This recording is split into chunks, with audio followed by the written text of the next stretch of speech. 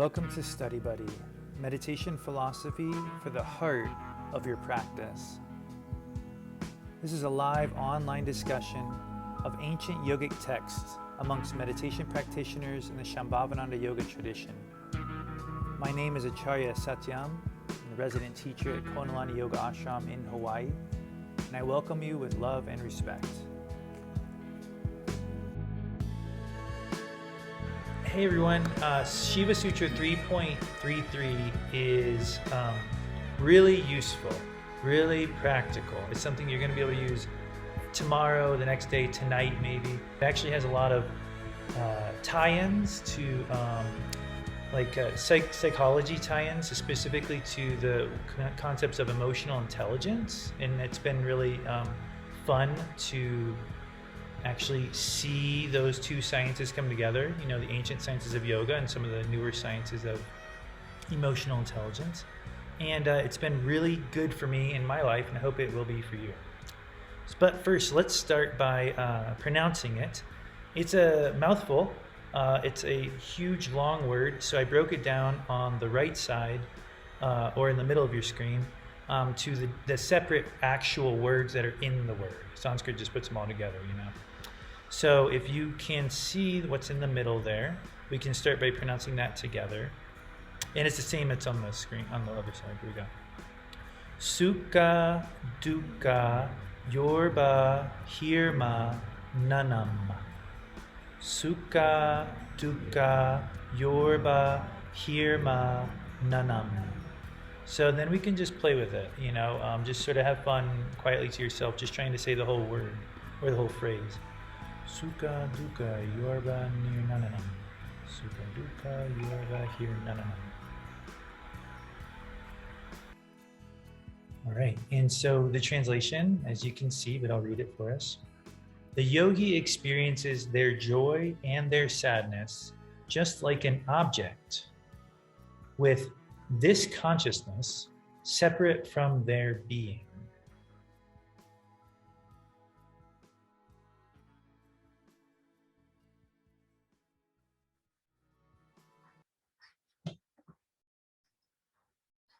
All right, I'd like to start unpacking this sutra with a little scientific experiment that was done not too long ago at the University of California at Los Angeles.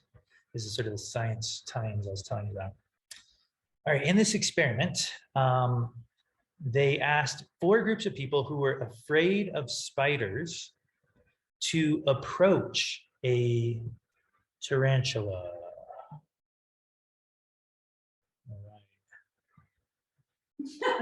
So these 4 groups of people were supposed to use different sort of techniques to help them cope. They were literally told to try to walk as close to the spider as they can, and if they could, try to touch it. And I'm like, anyway, that was in the study numerous times that they were supposed to try to touch it. One group sort of took the common approach to saying they were literally supposed to say to themselves, the spider's in a cage and can't hurt me. So, you know, I don't need to be afraid. Okay, sort of like a self-pep talk. They were supposed to say that as they approach it. Spider's in a cage, it's not gonna hurt me. I don't have to be afraid. They just kept approaching it, and they saw how close they could get, and they were measuring literally the sweat on their palms and their heart rate and their breath rate the whole time. Group 2 was instructed to say something totally irrelevant as they approach the spider. Just sort of talk nonsense, just jibber jabber, you know, nonsense. That was group 2. Group 3 was instructed to say nothing at all. Don't say anything, just deal with it as you walk towards that spider. And group 4 was instructed to basically say however they felt as they approached the spider. So for example, one person said, I am scared of that huge hairy tarantula. Like they're just supposed to vocalize their feelings, right? So how they felt, their feelings. So that was group 4, and this whole experiment was being made to see if that last group, if that really made a difference. And it did. The study concluded that the group that labeled their fear of the spider performed far better than the other groups. They got closer to the spider. They were less emotionally aroused, and their hands were sweating significantly less, which I guess was a big indicator in this study. So the conclusion was that recognizing and naming your emotions can sort of defang these fearful emotions. And that's a pretty cool study. And that is, there's a lot of science out there, especially right now, since the advent of emotional intelligence, with being able to name how you're feeling. And it's pretty powerful. And so I found this sutra to be incredibly similar to that practice and just as helpful, at least in the beginning stages of what they were talking about. We're going to go even a little further. That instead of directly identifying with how I'm feeling at any given time, my ability to just name it gave me some space. It really did. It really significantly helped. The ability to just be a little bit objective instead of just being the emotion, just I am feeling this, gave that little bit of space to insert my practice. So with that, we're going to read the very beginning of the sutra. Hey, Nehemiah, you were here so early. I'd love to reward you with reading the yellow portion.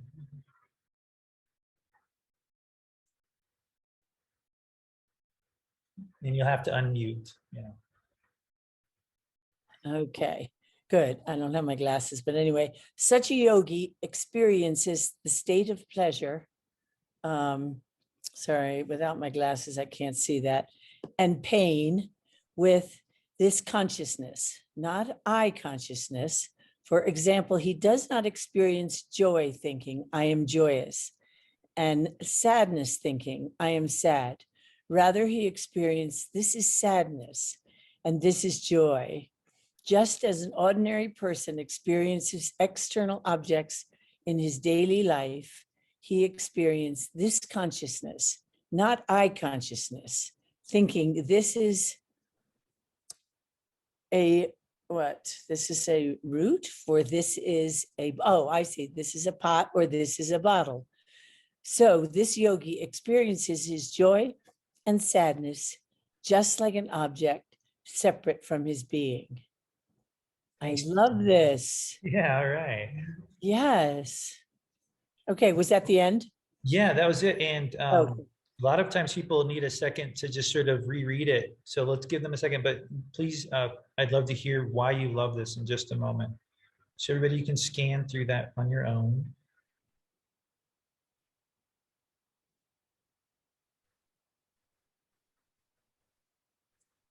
I think that last sentence really summarizes it a lot. And Nehemiah, like, why don't you start us up? What do you love about this? Well, I love that it separates from being a sad person or being a, to have an awareness of it. And I think Baba talked about this the other night. It just feels like being aware of what you're feeling. We always are trying to push these things away. No, this isn't good to be sad, whatever, but to just be in that and without judging it. It's just like, to me, wonderful. Mm-hmm. You could do that. Absolutely. And I think that last sentiment that you said, like, I can do that, is probably like the most powerful part of this. For me, this practice was like getting a foot in the door. When the emotion is sort of, it feels like it closes your heart, it closes you off.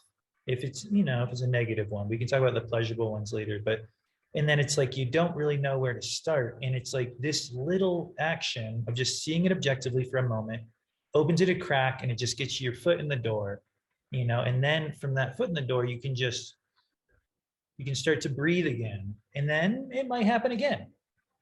That's what happens to me. And then you just do it again, and you get your foot back in the door and you breathe again.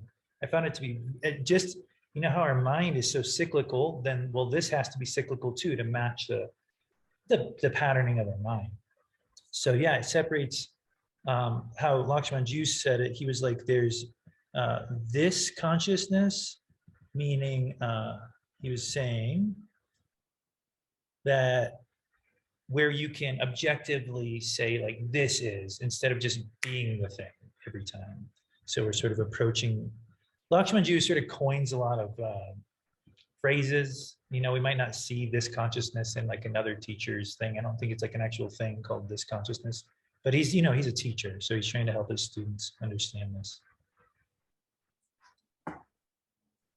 So I don't have the text on the screen for us, so I'm just going to read this one. But Patanjali, from 2,000 years ago, the Yoga Sutras, which, you know, a lot more widely read, has a real strikingly similar teaching, where he says, I'll have to read this one. He says, the seed of attachment is pleasure. The seed of aversion is pain. The enlightened practitioner realizes that the endless cycle of avoiding pain and seeking pleasure is a self-propagating result of our past impressions. And so both pain and pleasure, he says, must be subjected to the process of introspection and detachment. So when you really enjoy something, there's a little seed that's planted where it's like, you know, the next time somebody mentions that, you're going to light up. You're going to sort of go after it.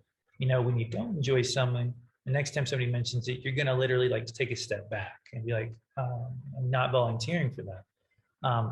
And all Patanjali is saying in the sutras are simply that, that these experiences that we're having, of pain and pleasure, aren't necessarily the thing that's happening in the moment, isn't necessarily the thing really causing you pain and pleasure. It's actually just sort of sparking these samskaras. So don't always assume that in this moment, that thing is actually going to cause you pain or pleasure, because you're actually responding to it from your patterns. So take a moment to separate a little bit, and you'll actually see what's happening in the moment.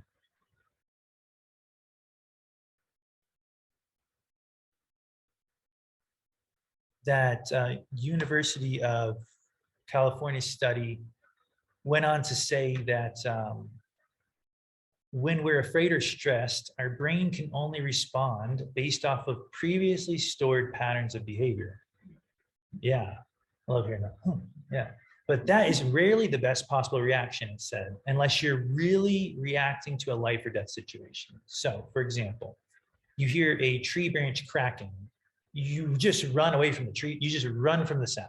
And that's actually a really great evolutionary habit, to just be able to like respond without thinking to this situation, you know.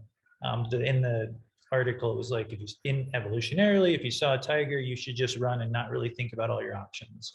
And so we need that way of responding to survive.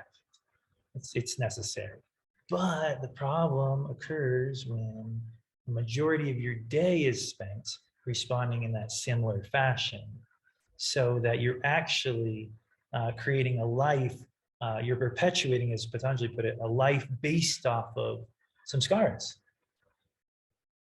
All the things you're doing and creating in your life are literally based off of these previous patterns, unless you do what we're talking about in the sutra, you know, use your practice in that moment. So that's our work. You know, it's not a matter of rejecting anything. You know, oh, I'm experiencing pleasure, reject it. You know, it's not, it can't be that simple. It's just a matter of, oh, I'm experiencing pain and pleasure, like something's happening right now. You know, what's interesting is that the sutra sort of teaches that the very fact that you're experiencing pain and pleasure means you're sort of in the soup. Does that make sense?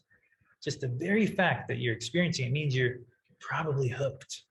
You know, you're probably in it right then.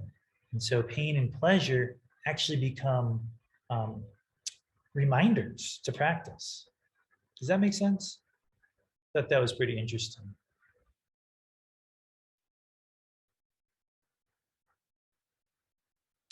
So let's read another section. Let's see, yeah. Oh, okay. Bob, do you want to just read that little pink section? And I'll go ahead and highlight the rest of the stuff that's in between too. Sure.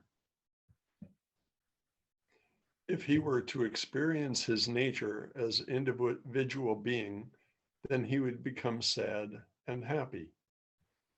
The present sutra is not concerned only with pleasure and pain. Here, pleasure and pain is a metaphor for everything that exists in the world. Thanks, Bob.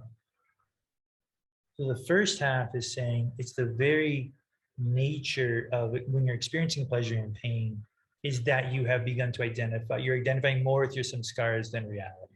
That was just sort of backing up that last point. And then the next part of the paragraph is trying to tell us, don't be fooled by the words pleasure and pain. We're just talking about like the myriad of experiences that we're having all day. It's very rare that I will have an experience that I call pleasure. Like when you're having you're just most of your day spent in some in between. You're very rarely like, I'm in pain right now. That's pretty rare. It happens. But you're usually somewhere in between. So Lakshmanju / the sutras are telling us here to like not stop at those terms. Don't wait to apply your practice. This applies to every experience you're having. And then wanted to finish with this one last pink section here. And I apologize. Kayla, are you able to read from your little setup there? You can just read that paragraph on top of pink. Can you hear me? Yeah, really good. Okay. Although in their daily lives they experience pleasure and pain, these experiences do not affect them at all. There is no apprehension that pain and pleasure will rise in them because the cause of the rise of pain and pleasure is individuality, and they have destroyed individuality. They are apart from that, and so in the experience of pleasure and pain, they experience the real state of supreme beatitude, supreme bliss, ananda, which is actually more than bliss, pratyabhijna. Well read, thank you.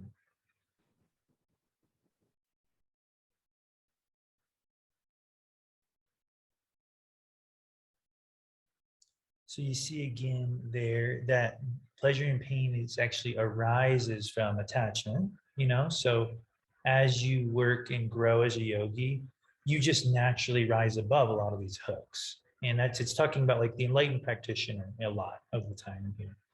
But nonetheless, we're all able to learn from this. But that last part was pretty exciting. And that's really the focal point of our work, is that if we learn how to work with pleasure and pain and the myriad of experiences that exist between them, with our practice, we don't experience pleasure and pain. What do we experience? Anyone? There's that really fun word. Supreme, is it beatitude? I thought, yeah. Beatitude or supreme bliss. That's what we experience if you work with it. So, Babaji has given us so many examples of this. One of the ones that I, have heard so many times and it works, every time is when he talks about Rudy eating ice cream, right? Rudy would take a bite of ice cream. He would enjoy the ice cream so much. He would use that pleasure and then he would open his heart from there. He would use that experience and then he would go to the source of it in his heart. And Babaji said he would enjoy the ice cream more than anybody in the room, that it was like blissful. And it wasn't because he was focused on the ice cream, but it's because he was using his practice in that moment.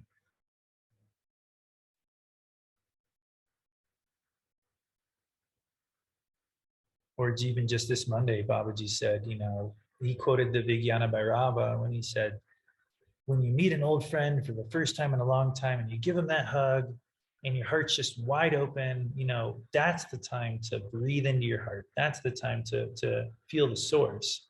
He says, because, eventually, you'll realize why you haven't seen him for so long because you're different people, but so use that moment wisely.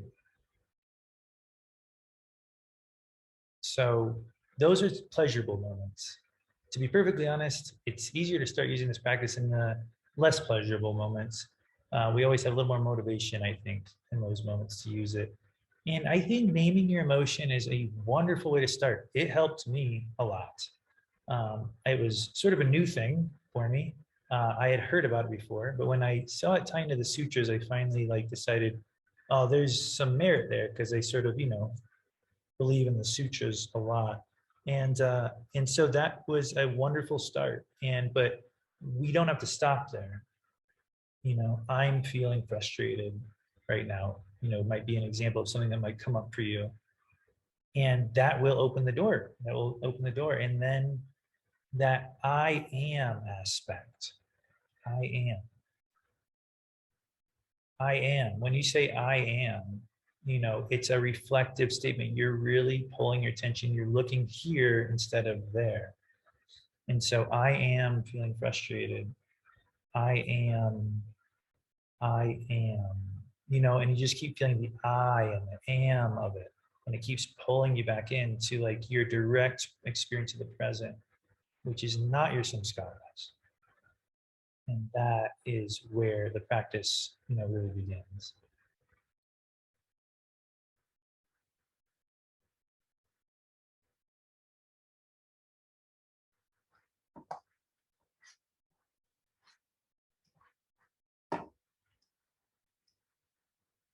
So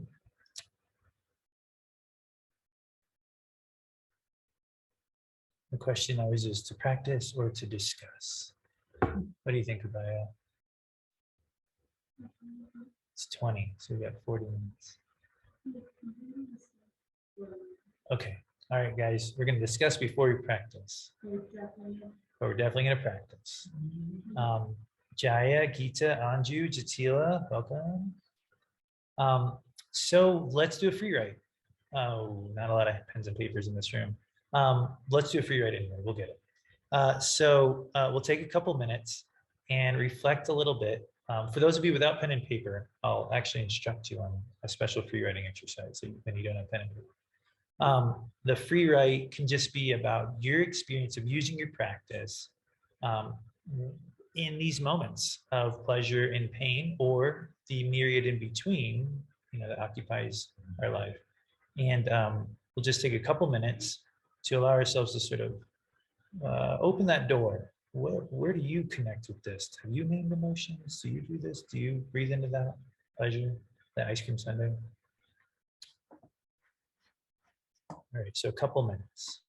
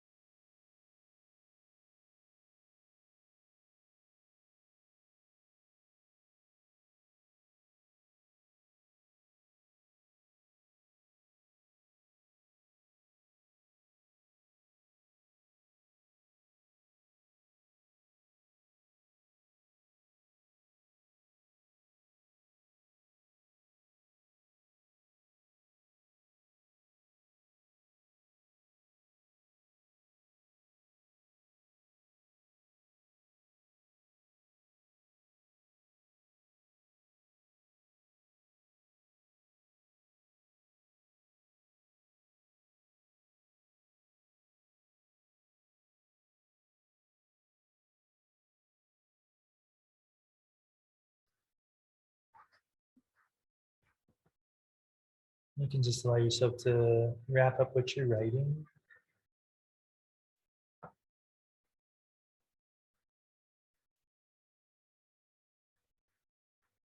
All right, so this is a topic that everybody can relate to. Can I get a volunteer to just sort of spark the conversation? Bob, go for it. All right. And then Yogita, you'll be next. I thought about what you said about pain being more of a motivator for you. And for myself, I tend to be able to see joy not as something to clutch onto, but to see it as something that is there. And I always remind myself, hey, it's always there when you look for it. So, you know, it's like this object. Anytime you want to be happy, all you have to do is go pick up that object, and you'll see it's always there. I might not want to go pick up pain, but it's good to know that you can always go pick up joy if you are so inclined.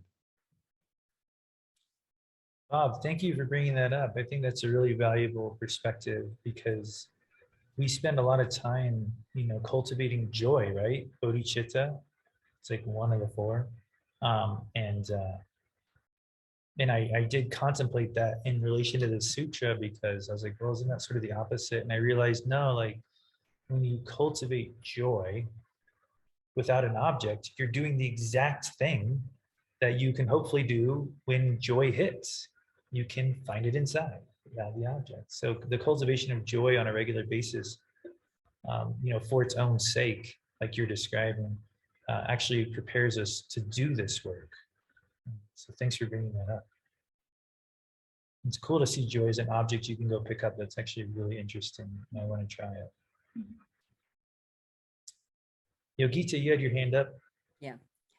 I reach inside more during pain than joy. This past January, when I was riding in the ambulance to the hospital because I fell and I was in so much pain, I couldn't bear it. So I started doing mantra and reaching beyond the pain, and I could actually feel bliss beyond the pain. I still felt the pain, but I could feel the energy, and it helped me get through it. That's And they don't mind. You can do mantra out loud in the ambulance. They like it. Yogita, thank you. You got everybody smiling in the room here. Oh, Yogita, are you there? I think you might have pressed the wrong button. You're probably still there. I'm Oh. still here. Cool. Your video's gone, but we hear you. Oh, I pressed the wrong thing. Okay, here. There you go. Okay. Excellent. Well, that's about as good as it gets. You know, the idea of being in pain, surrendering, and finding bliss. I mean, that there's no better affirmation or practice than that experience. So. But I need to remember to do it. Enjoy. I'm just enjoying it. I don't think about reaching inside. So, yeah. Totally. I know. How to remember during joy. Totally hear you. Anyone, before we go on to the next person, anyone want to comment on remembering during joy? Is that something that anybody here has like had success with? Oh, Anj, yeah, go for it. I was going to say, like, kind of to what you were both talking about. I think the thing that lets me experience both of those things, I've been playing with that a lot in this past year, and it's that like witnessing too, of being able to be like, okay, I'm experiencing something, but I'm not it, whether it be pleasurable, painful, anything in between. And to kind of, the question for me always comes up of like, well, if I'm not these things, what am I? And it really helps to like sink me in regardless of like my mental attachment or running away of, whether it be joy or pain, or, you know, either side of that sort of spectrum, to kind of go like, okay, I'm not these things. So it makes me curious about what I am, to get that sort of big picture view and sink into that like ability to kind of, what you were talking about, Bob, to kind of grab onto the joy, and step back from like the things here and really kind of force me to go inside and see what's actually happening below the surface of all that. Hmm. That sounds like a practice you can do like in like almost like just a normal setting, like neither, not the high or the low. Is that right? Is that, or do you use that sort of during the highs and the lows as well?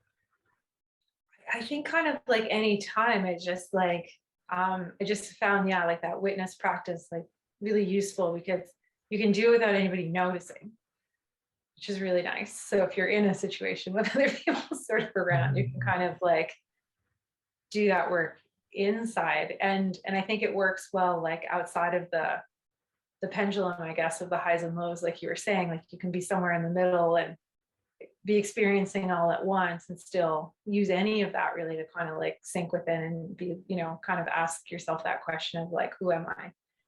And start taking stock of and taking a look around inside instead of externally.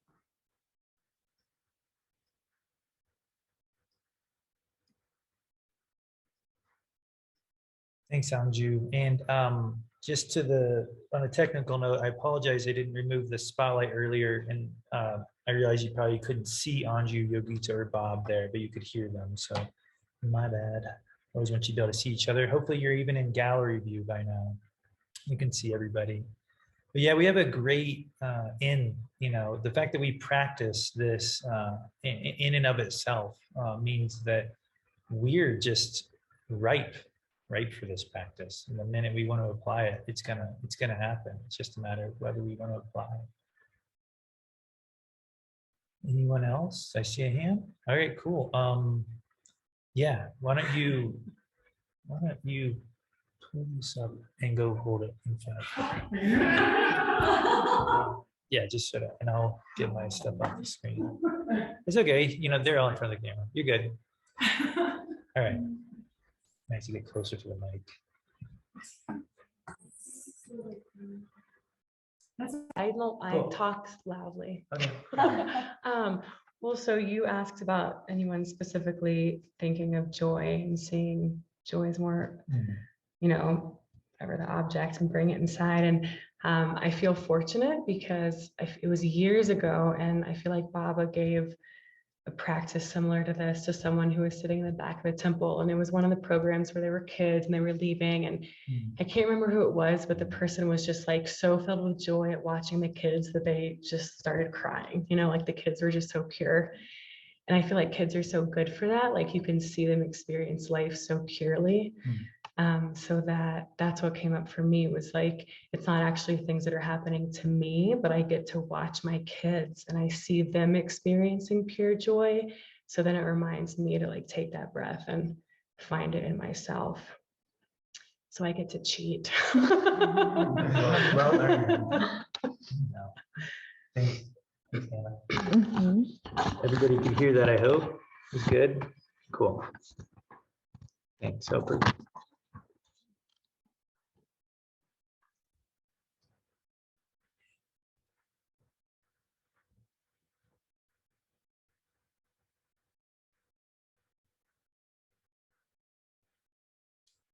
Yeah, the idea that kids can almost experience this joy so profusely, almost overflows out of them, and that we can look at them and smile, and it's almost like you're given this gift, and then all we have to do.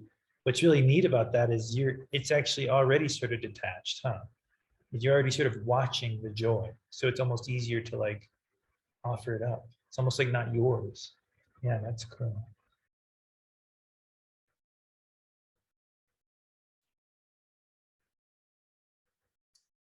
All right, Abaya, Anna, you're on. Good for I wasn't gonna say anything, but then mine was sort of similar to Shakti's, who inspired me. My word was compassion, because I feel like in the moments when I'm able to like identify what I'm going through, it's almost like what Dharma said like months ago in one of these classes, like we're parenting ourselves. And it's like I can see, like, you're not a bad person, Abaya. You're just actually really tired right now. But like when I'm just in the emotion, that doesn't exist, and having that little bit of space helps me feel like kind of what Shakti was saying, like I'm observing it in this like person that I love and I want to take care of. And it helps me be like, you should have chocolate, or go meditate, or relax tonight. But I won't do any of those things until I'm able to actually get space from whatever I'm going through. What gives you that? How do you know, is there any consistent like means of generating that space? I think I know a lot of my patterns. Hmm. And so when I feel that familiar pattern, it's almost like a red flag or a trigger where it's like, oh, here you go. And it allows me to like say like, what's really going on here? You know, you don't actually want to say that thing that you just said, like, you know. That's really helpful. Thanks.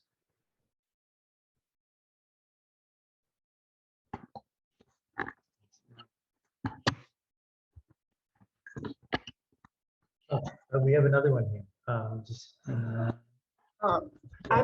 long for it. I was thinking about how in Sponda Karg class the other week, I don't know when it was exactly, but we were talking about like really intense emotions and how if you're like really joyful or like really afraid, that you're like closer to like breaking through. Maybe Kayla remembers, she was in class too. Bob probably was. And I've had that experience with just being like really nervous about like a presentation or something. And like the anxiety is so high and you're like, you know that it's not helpful to be anxious. So it's like, you can either be super anxious or just like surrender, you know, and I don't know, just to use those like intense moments. I'm sure the text says it better. I'm sort of feeling with that.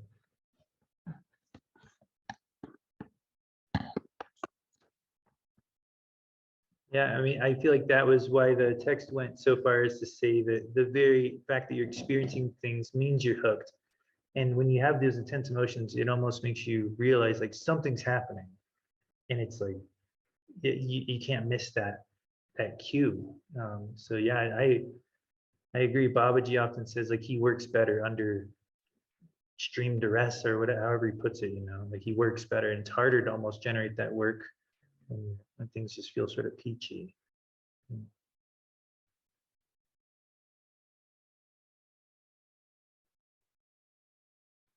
All right, well, speaking of things feeling peachy and trying to find a way to work, that's sort of where we're at, huh?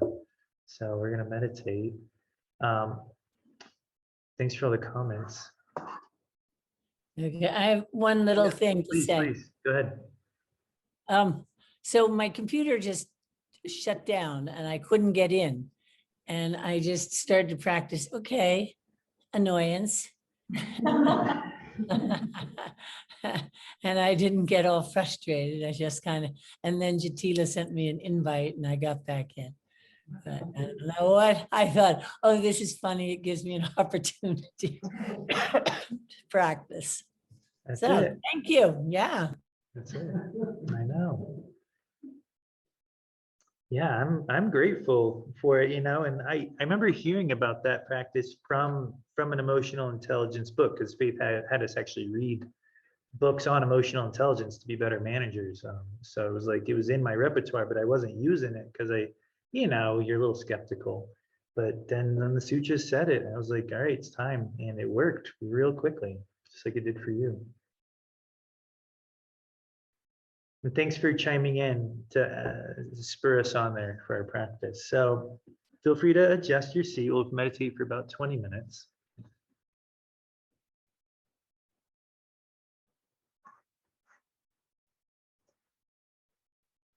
And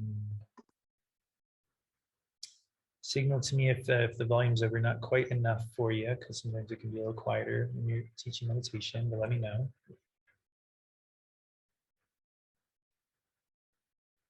And so, of course, how we can begin this practice after or during the establishment of the seat. let the eyes close and check in with yourself in a really frank and simple way, how you're feeling.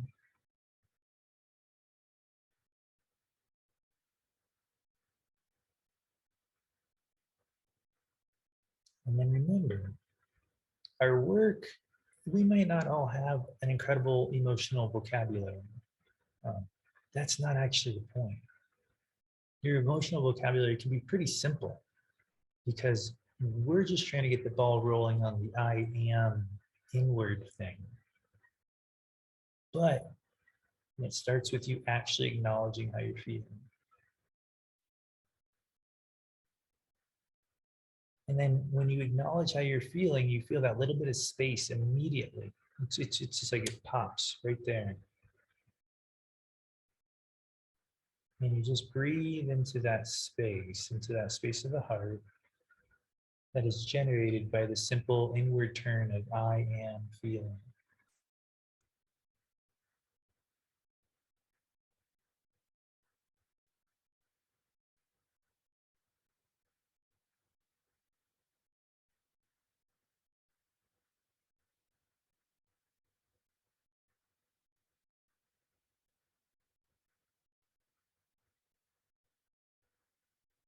And then just try it again.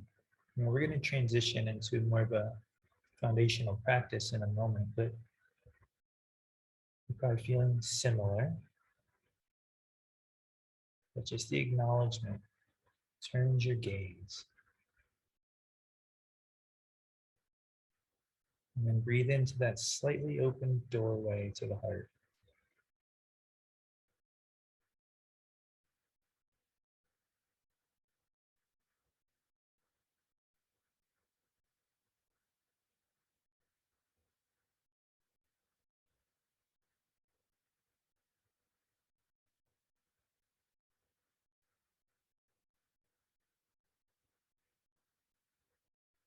At our core, we are bliss. Our mind can only know this as something like joy.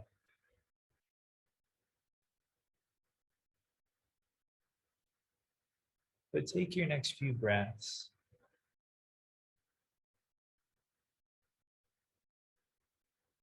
And just try to breathe into that space of the heart. And imagine there's something more than you can see there.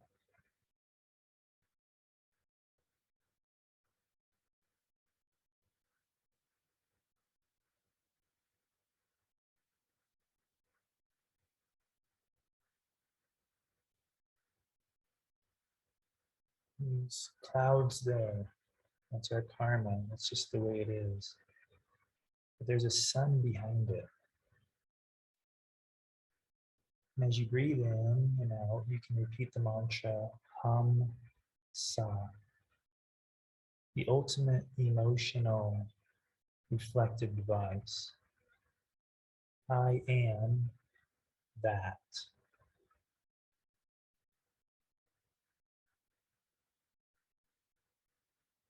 Feel for that space behind the clouds as you repeat the mantra. Don't try to see the sun directly. Don't necessarily waste your energy. Put your energy into the practice, the mantra, the breath. Just try to feel the sun.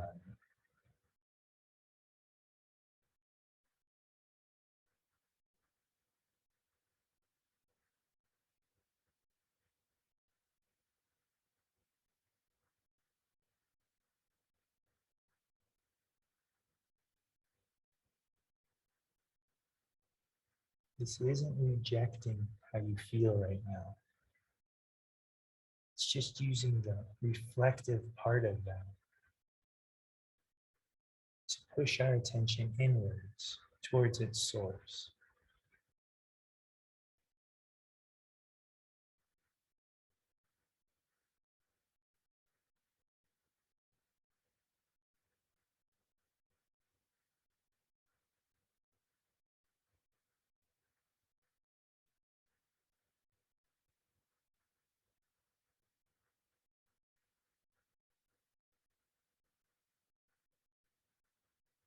We all know what a sun looks like behind the clouds, that diffused light, that brightness.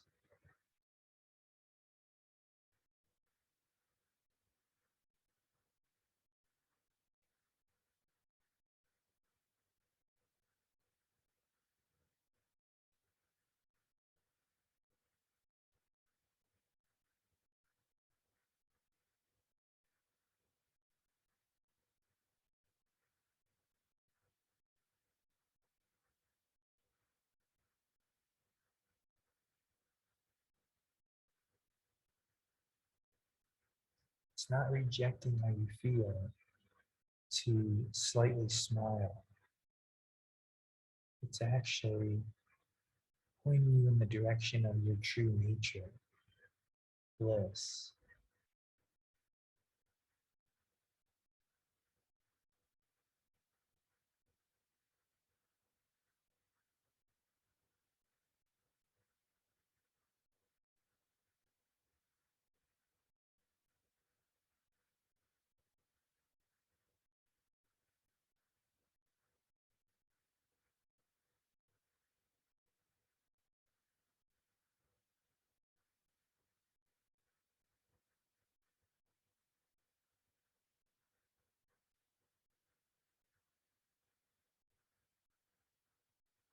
Just keep trying to warm yourself by the fire of your heart. Let that space in the center of the chest grow with your awareness, with your mantra.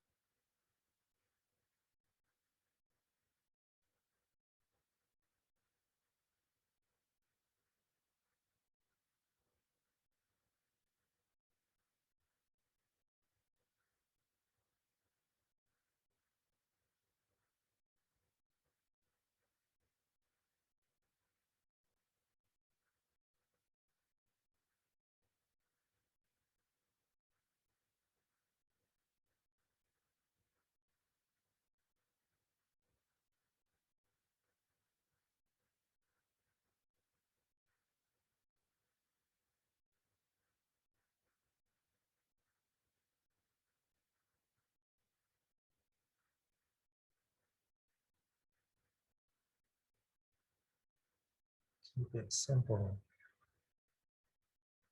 just as simple as feeling sunlight and feel it. Putting your hands in front of the fire and feeling the warmth and focusing on the warmth. It's simple, but you have to do it.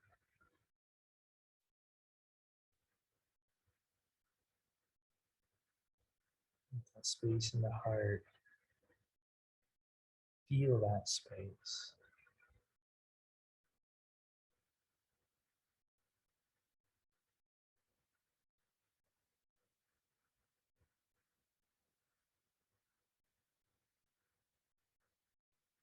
Your mind can't know bliss.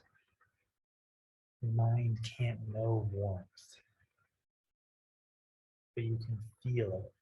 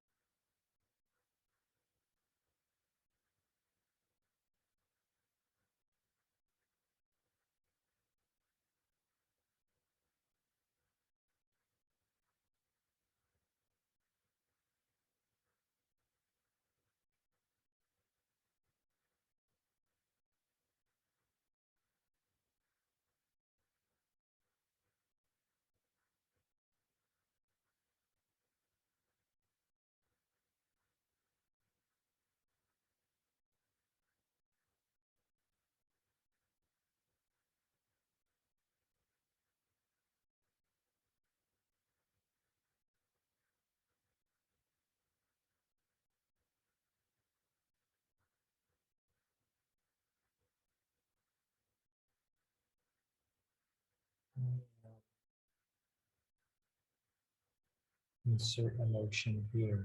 Yes, we are that. It's true. Those are the clouds. Those are the thoughts. They're not going to stop.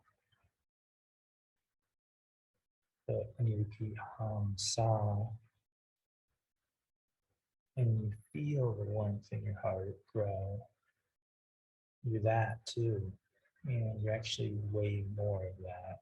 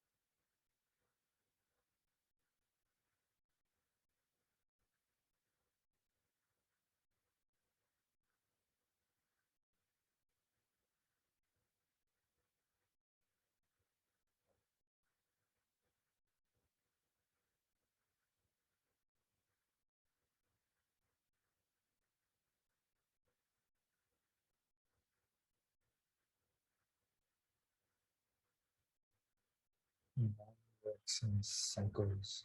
And so your practice has to cycle through a lot.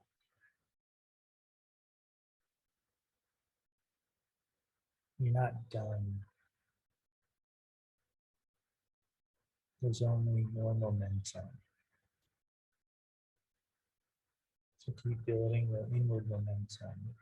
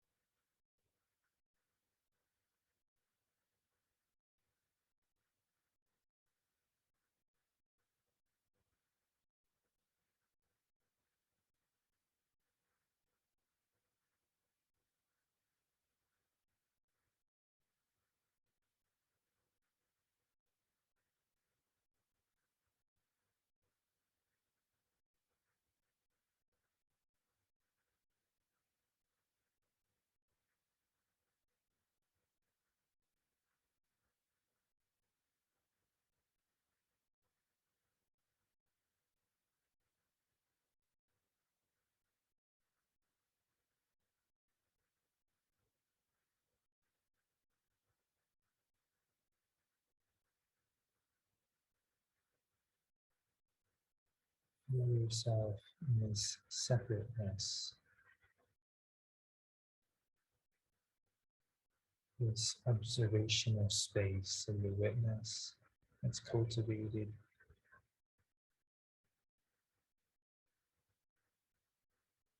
Well, this part of you keep growing. Let it get bigger.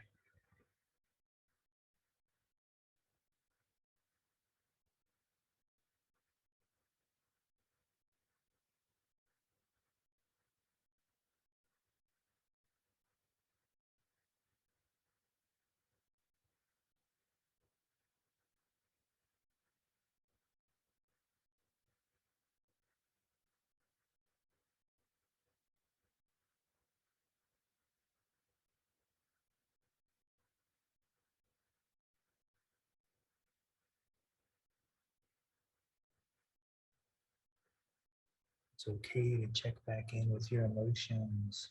You might feel differently. Do it. insert your practice.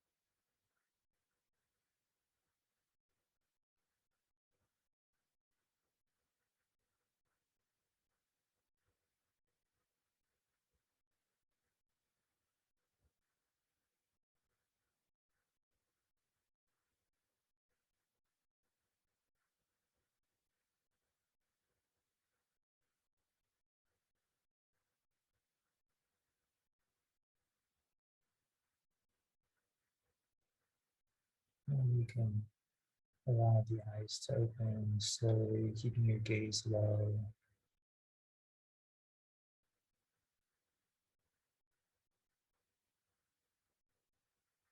And the beauty of this particular practice is that no matter how you feel, you have a starting point. No matter how you feel. If you could even feel like right now, like, oh, I'm not feeling it as deeply. There you go. That's your starting point. Let me just feel the reflective moment of that statement. So it's in your court. That's a great point. Yeah. Like that's a time when you're a little bit more paying attention to that moment. So true. You don't want to like blow the energy kind of. So you actually practice. Jai Jai Shri Ram Sita Ram Jai Jai Shri Ram Sita Ram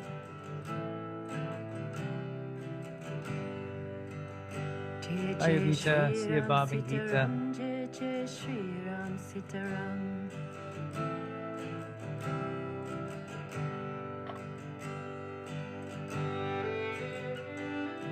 Jai Jai